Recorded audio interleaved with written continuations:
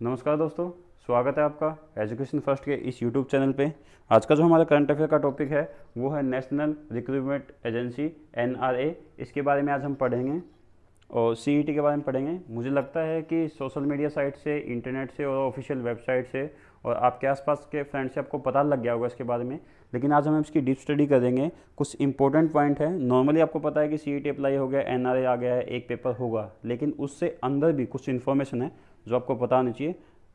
तो चलिए आज उसको डिस्कस करते हैं। सबसे पहले मैं आपको बताना चाहूँगा कि सरकार ने एनआरए को मंजूरी दे दी है।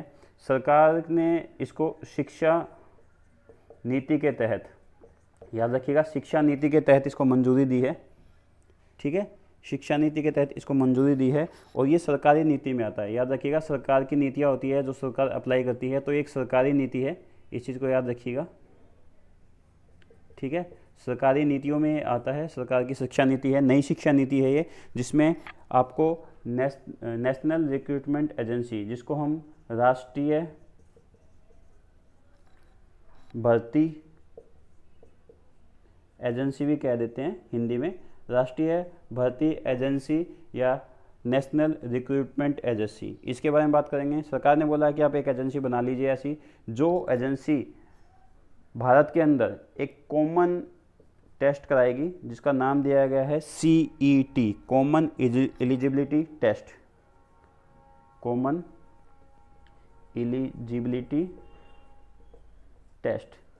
सरकार ने बोला है कि हर एग्जाम्स के लिए हर डिपार्टमेंट में अलग अलग पेपर होते हैं, तो आप एक कॉमन पेपर कर लीजिए, उसके बाद डिपार्टमेंट में भेज के मेन पेपर जो होता है वो करवा लीजिए।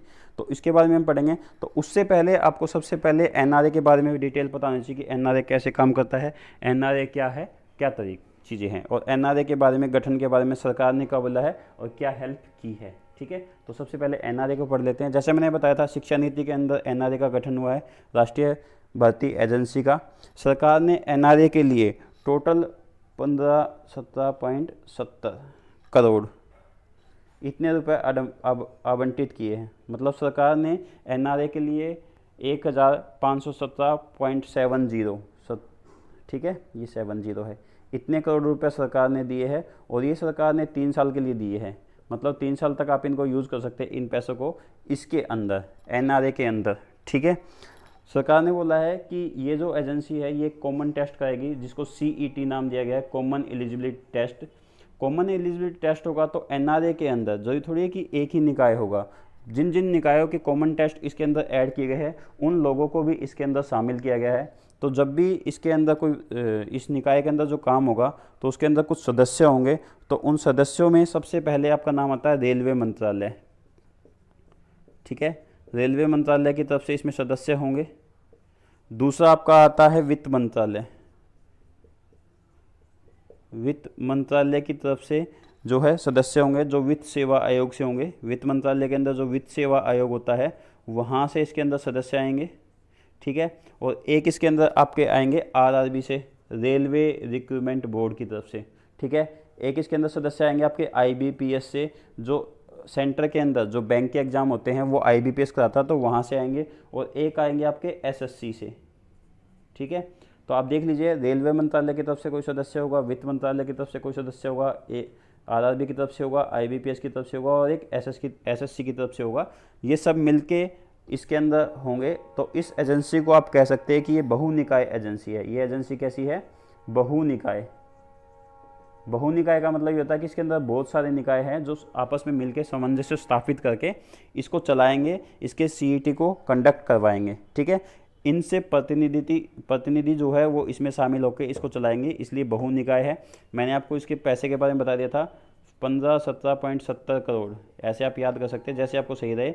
1517.70 करोड़ रुपए है, 3 साल के लिए सरकार ने दिए हैं, भारत सरकार ने, जो इस पर लगाए जाएंगे। ठीक है, तो ये आपका एनआरए के बारे में डिटेल थी, इसके बारे में हम पढ़ेंगे। अब नेक्स्ट आपका आता है सीईटी। सीईटी में क्या होगा उसके बारे में एक बार हम देख लेते हैं। ठीक है, सीईटी के रिगार्डिंग जो एनआरए ने अप्लाई किया है, जिसको हम कॉमन एलिजिबिलिटी टेस्ट कहते हैं, लोगों को लगता है कि सभी पेपर जो जो इसमें ऐड किए गए हैं, जैसे इसके अंदर जो है रेल मंत्रालय के जो पेपर हैं, वित्त मंत्रालय के जो पेपर है, आरआरबी, आईबीपीसी, एसएससी, इन जो पेपर है उनका एक कॉमन टेस्ट होगा। कॉमन टेस्ट होगा, लेकिन उसके अंदर समझने वाली बात यह है कि सभी के लिए कॉमन नहीं होगा। इनके अंदर 3 लेवल बनाए गए हैं, उन 3 लेवल के बेस पे ऊपर पेपर होगा। मान लीजिए आपको 10th के बेस के ऊपर पेपर देना, तो 10th के लिए एक कॉमन एडमिशन टेस्ट होगा। उसके बाद इन मंत्रालयों के अंदर, इन निकायों के अंदर कोई भी पेपर अगर निकलता है तो आप 10th बेस पे उस पेपर को भर सकते हो। एक आपका +2 बेस पे होगा और एक आपका ग्रेजुएशन बेस पे होगा। ठीक है, इस चीज़ को याद रखिएगा। 3 लेवल बनाए गए हैं कॉमन एलिजिबिलिटी टेस्ट के अंदर। 3 लेवल बनाए गए हैं कि आप 10th बेस का CET देना चाहते हो, +2 बेस का या ग्रेजुएशन बेस का। जिस बेस पे आप दोगे उस बेस के रिगार्डिंग आप अगर इसको कंप्लीट कर लेते हो या इस टेस्ट को क्लियर कर लेते हो, तो उसके बाद आप आगे चल के इन संस्थाओं के अंदर कोई भी ग्रेजुएशन लेवल की जॉब होगी और वो जॉब B या C लेवल की होनी चाहिए। ठीक है, B ग्रेड की या C ग्रेड की कोई भी जॉब होगी, उसमें आप इसके लिए अप्लाई कर सकते हो। ठीक है, और कुछ कॉमन बातें हैं CET के बारे में बताता हूँ, या NRA के बारे में है, उनको मैं डायरेक्टली यहाँ पे आपको बता देता हूँ कि कैसे वो काम कर रही है। सबसे पहले सरकार ने ये बोला है कि इसके लिए हम प्रत्येक ज़िले में परीक्षा केंद्र बनाएंगे। परीक्षा केंद्र जो है वो प्रत्येक ज़िले के अंदर बनाया जाएगा, ताकि बच्चों को पेपर देने में मुश्किल ना हो, उनको दूर दूर जाना पड़ता है, इससे प्रॉब्लम होती है। तो परीक्षा केंद्र जो है प्रत्येक ज़िले में बनाया जाएगा। 117 ज़िले ऐसे इन्होंने आकांक्षी ज़िले बताए हैं जहाँ पे जो है परीक्षा संरचना केंद्र बनाए जाएंगे। ठीक है, आकांक्षी ज़िले हैं जहाँ पे संरचना जो है इनको कंडक्ट कराने के लिए जो जो रिक्वायरमेंट होती है वो 117 ज़िले इन्होंने बताए हैं जहाँ पे ये चीज़ें होनी चाहिए। मतलब बेस जो होता है, जो इसका ब्रांच ऑफिस आप कह सकते हो, जहाँ पे सारी चीज़ें मिल जाए, वो आपका बनाया जाएगा। तीसरा पॉइंट ये है कि जो आपका परिणाम आएगा, CET मान लीजिए आपने दिया और आपका ये क्लियर हो गया है, तो क्लियर होने के बाद जब आपका परिणाम घोषित होगा, घोषित होने के 3 साल बाद तक ये वैलिड रहेगा। ध्यान रखिएगा, पेपर देने नहीं, पेपर का परिणाम घोषित होने के 3 साल बाद, ये 3 साल बाद तक, 3 साल तक आपका ये वैलिड रहेगा, आप इसको यूज कर सकते हैं। नेक्स्ट पॉइंट आपका ये आता है कि group B and group C की भर्ती के लिए ये एलिजिबल होगा। आप ग्रुप C और ग्रुप B की भर्तियों के लिए इनके लिए यूज़ कर सकते हैं, क्योंकि ग्रुप A टॉप लेवल के वहाँ पे यूज होगा नहीं। ग्रुप D में इन चीज़ों की जरूरत पड़ती नहीं है। ठीक है, नेक्स्ट आपका जो आता है ये आपको अनेक भाषाओं में मिलेगा। सबसे इम्पोर्टेंट पॉइंट है, अब तक जो पेपर मिलते थे आपको 2 भाषाओं में मिलते थे, हिंदी इंग्लिश में, ये आपको अनेक भाषाओं, मतलब आपकी जो लोकल भाषा है स्टेट वाइज, उनमें भी आपको मिलेगा। जैसे तमिल, तेलुगु, कन्नड़, पंजाबी, हिंदी, और भी बहुत सारी लैंग्वेज है जिनमें आपको ये मिलेगा। इंग्लिश में तो मिलेगा ही मिलेगा। ठीक है, और इसका एक पॉइंट और है, इसको लागू करने के बाद, इसको चलाने के बाद सालाना 600 करोड़ रुपए की बचत होगी सरकार को।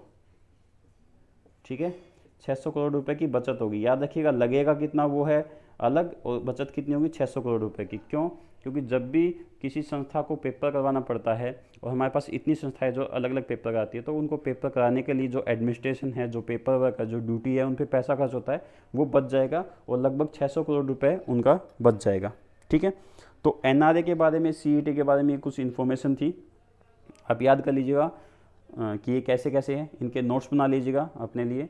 और एक क्वेश्चन मैं आपको दे रहा हूँ कि आपको ये बताना कि NRA कब लागू हुआ, कौन सी डेट को सरकार ने इसको लागू किया है, ये आप मुझे कमेंट करके बताइएगा। अगर आपको वीडियो अच्छा लगा हो, अगर आपके लिए इन्फॉर्मेशन यूजफुल हो, तो इसको लाइक, शेयर और सब्सक्राइब कीजिएगा।